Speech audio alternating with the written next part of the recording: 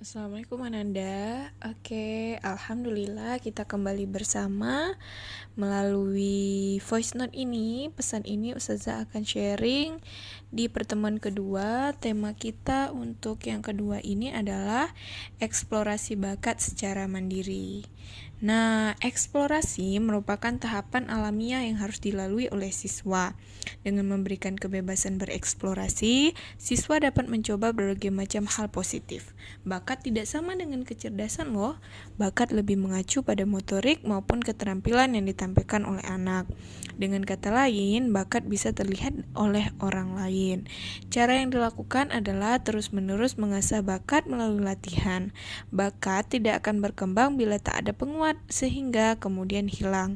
Selain bakat, mereka juga mempunyai minat terhadap bidang yang digeluti. Adanya minat juga akan menguatkan bakat tersebut. Jadi pasti antum banyak melihat orang-orang kenapa dia berbakat, itu bisa jadi karena dia mengulang-ulang terus-menerus. Tapi banyak di antara kita yang anak nggak berbakat, anak nggak bisa, itu karena tidak mau mengungkapnya, tidak ada minat. Jadi poin yang paling penting adalah eksplorasi bakat itu melalui minat yang tinggi. Nah, sekarang Ustazah kembali nih. Bakat, kita cari tahu dulu, apa sih pengertian bakat? Bakat itu adalah dasar kepandaian, sifat, atau pembawaan yang dibawa sejak lahir. Bakat dalam pengertian bahasa atau dalam pengertian yang umum kita pahami berupa kelebihan atau keunggulan alamiah yang melekat pada diri kita dan menjadi pembeda antara kita dengan orang lain. Bakat pada umumnya diartikan sebagai kemampuan bawaan, sebagai potensi yang masih perlu dikembangkan dan dilatih agar dapat terwujud. Jadi pada dasarnya semua kita ini adalah orang yang berbakat dan memiliki bakat.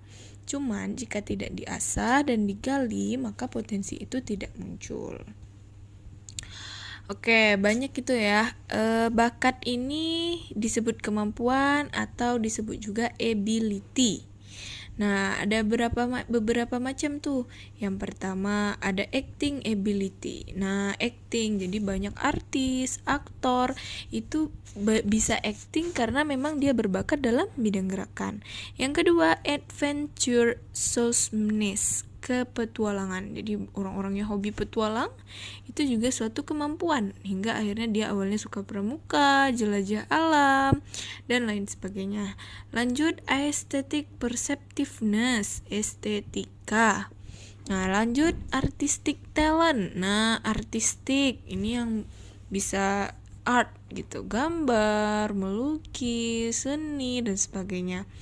Lanjut, ada lagi bakat jenisnya athletic prowess, atlet. Jadi banyak atlet yang bisa lari, bisa berenang, dan lain sebagainya. Itu juga termasuk ability atletik. Kemudian ada common sense, pengetahuan umum yang menjadikan kita sebagai insinyur, peneliti, ilmuwan, itu karena dia berbakat di common sense. Kemudian compassion, peduli orang lain, mudah tersentuh. Jadi contohnya banyak yang relawan, psikolog, itu mudah tersentuh kepada orang lain. Itu juga suatu bakat yang harus digali dan harus ada minat sehingga kita akan menumbuhkan di dalam diri kita. Selanjutnya ada courage, keberanian, harus berani. Creativity, emotional maturity, kematangan emosi juga bakat ya. Excellent memory, kehebatan dalam menghafal. Jadi ada enggak antum melihat bahwa orang itu berbakat dalam menghafal? Jadi dalam 1 menit misalnya berapa kata yang bisa dia hafal, itu juga suatu bakat. Ada imagination, inquiry mind, intuisi, logical reasoning ability, musical, kemudian patient, kesabaran, kemudian leadership abilities, kepemimpinan juga termasuk.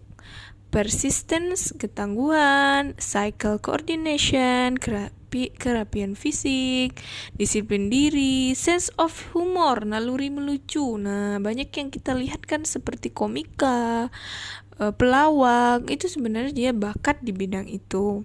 Spiritual sensibility, nah ketajaman spiritual yang ujungnya ada jadi ustadz, ulama. Kemudian strong will, verbal ability, jadi kemampuan mengungkapkan sesuatu juga termasuk bakat. Jadi banyak di antara kita yang tidak berbakat ketika berada di depan orang, itu juga satu hal yang harus dilatih. Nah, jenis-jenis bakat pada dasarnya ada dua, ada bakat umum dan bakat khusus. Kalau bakat umum itu kemampuan yang berupa potensi dasar yang bersifat umum, artinya setiap orang memiliki. Namun, bakat khusus ini adalah kemampuan yang berupa potensi khusus yang tidak semua orang, misalnya seni, memimpin, berceramah, olahraga, itu tidak semua orang. Nah, bakat khusus ini terbagi berbagai macam. Yang pertama, verbal. Bakat verbal ini bagaimana dia menyampaikan di depan umum, berorasi. Nah, itu termasuk bakat verbal. Yang kedua, bakat numerikal. Ahli dalam bidang hitung-hitungan, matematika, yang suatu saat bisa jadi akuntan, bisa jadi orang-orang yang membahas bagian ekonomi. Ketiga, bakat bahasa, linguistik. Nah, ini juga banyak kesulitan nih di kita-kita. Apalagi bahasa Inggris, bahasa Arab. Nah, sebenarnya pada dasarnya kita punya bakat khusus ini. Tinggal kita mau atau tidak melatihnya. Yang keempat, ada bakat kecepatan, ketelitian, klerikal. Nah, itu banyak jenisnya. Kemudian ada bakat relasi ruang, spasial. Jadi arsitek itu, jadi contohnya dia suatu saat kalau kita berbakat dalam ruang spasial, itu kita bisa menghasilkan, dengan ukuran tanah segini kita bisa buat bangunan gini. Jadi dia bisa membayangkan. Yang keenam, bakat mekanik. Nah, di bakat mekanik ini banyak nih, seperti buka bengkel showroom mobil, motor. Dia tahu cara memasangnya dengan baik dan benar. Kebanyakan dari kita hanya bisa membongkar ya. Nah, kalau kita sudah punya bakat mekanik, tentunya dengan cara belajar terlebih dahulu. Lanjut, bakat abstrak. Nah, yang terakhir bakat skolastik. Jadi sebenarnya bakat-bakat itu banyak, tinggal kita mau mengasah atau tidak. Nah, antara potensial dan aktual. Proses aktualisasi seperti apa yang bisa kita lakukan? Aktualisasi itu bagaimana kita mengimprove, menunjukkan bakat yang kita punya. Yang pertama bisa saja melalui hasrat, keinginan dari diri kita. Kemudian pembuktian diri, harus dibuktikan. Yang ketiga, perbandingan positif. Jadi untuk memulai sesuatu, bakat yang ada di diri kita harus membandingkan. Kita harus bandingkan dengan orang yang sukses, bukan kita membandingkan diri kita dengan orang yang gagal. Nah, kalau kita membandingkan dengan orang yang gagal, otomatis hidup kita bakalan berputar di situ-situ saja. Kita akan merasa sombong dengan kemampuan yang kita miliki.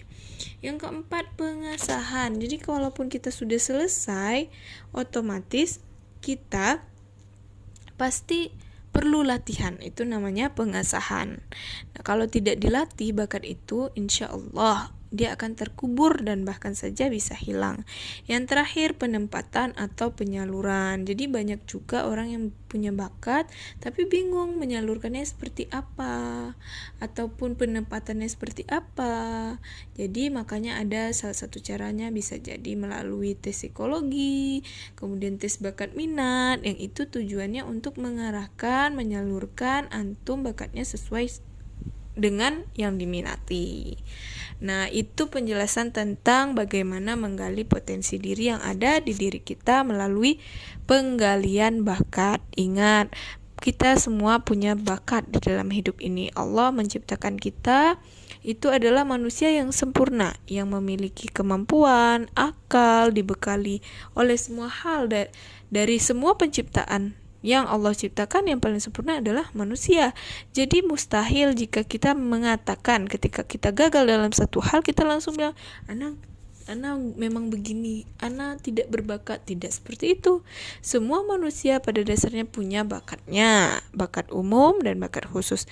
Tinggal bagaimana kita sebagai manusia memanfaatkan atau menggali, atau seperti apa cara kita mengenali bakat yang ada di diri kita. Bisa saja melalui tes, bisa saja dengan minat kita sukanya apa nih. Oh, Ana sukanya menghafal nih. Oke, kita arahkan dengan menghafal Al-Quran, kemudian membaca atau mengerjakan tugas-tugas yang sifatnya hafalan. Nah, bukan berarti semua orang bisa. Jika kita memiliki bakat di bidang hafalan, kadang otomatis di bidang hitungan kita juga mengalami kekurangan. Cuman hal itu hanya sekedar, ya seperti itu, hanya sebagian kecil. Orang-orang di dalam hidup ini tidak ada yang bisa semua hal. Pasti ada kekurangan atau kelebihan. Cuman yang namanya bakat, semua manusia memiliki bakatnya. Tinggal kita berani atau tidak dalam mengaktualisasikan diri. Sekarang Ustazah bertanya, apakah antum sudah menemukan bakat antum? Nah, ingat ya, berpikir positif bahwa semua kita adalah seseorang yang tangguh, seseorang yang hebat, yang memiliki bakat dan minatnya. Tinggal kita, bagi antum yang sudah menemukan bakatnya, misalnya bakatnya adalah di panahan.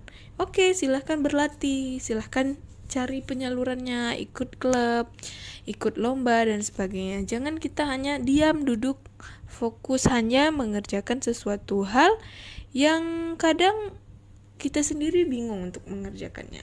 Nah, intinya adalah fokus, cari tahu minatnya, cari tahu bakatnya. Nah, jika sudah ketemu bakatnya, mari diasah, terus belajar dan gali terus.